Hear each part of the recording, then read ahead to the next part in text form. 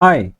So continuing from the previous video where we saw the labor cost being divided into management and non-management, and management also into service and kitchen, and non-management as well into service, kitchen, and maybe stewarding for individual outlets.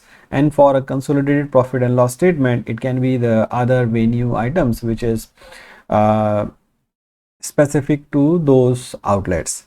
Then usually you will have contract, leased and outsourced labor, where the outlet may be hiring people on a daily wages or a contract, fixed contract, or maybe leasing from the other hotels.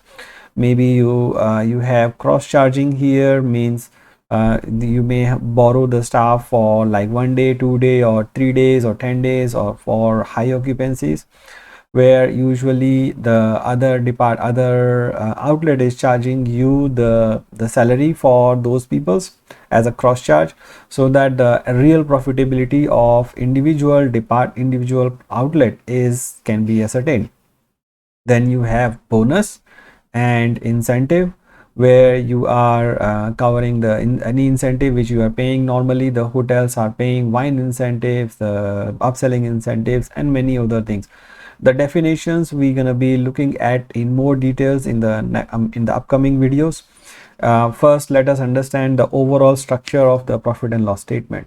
Then you have the other payroll related expenses, which covers for taxes, supplementary pay, employee benefits. Then the other operating expenses here will be covering the banquet expenses. You will have chinaware, cleaning supplies, cluster, commission, complimentary services, and gifts. As you will see, if you have noticed in the rooms department, some of the costs are similar.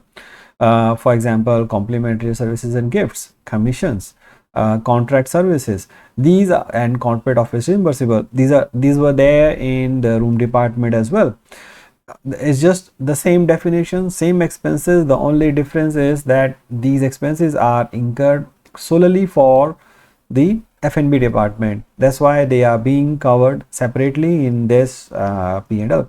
So usually this is achieved by having cost centers in the accounting, where all the expenses are accounted for in the by cost center, and allocated to each department. So sometimes you may have one cost center for F&B, and you otherwise in some hotels where there are multiple restaurants, there may be sub cost centers for a main into the F&B, and then all those cost centers are consolidated together to form one profit and loss statement, which you will see here.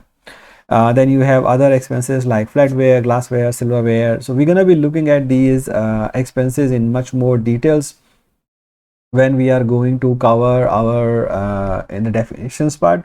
And then lastly, you have total other expenses. These total other expenses are excluding the cost of sales and the labor. Then you have total expenses, which is the sum total of your cost of sales, labor, and the total other expenses. Finally, you will have departmental profit. So the standard profit and loss statement prescribed by usually stops here. However, most of the other hotels, they have additional statistics built into the profit and loss statement to understand the performance in a better way. For example, they may have covers, they may have average check, they may have the capture ratio, they may have inside guest, outside guest. We're going to be learning all those statistics similar to rooms department in the coming videos.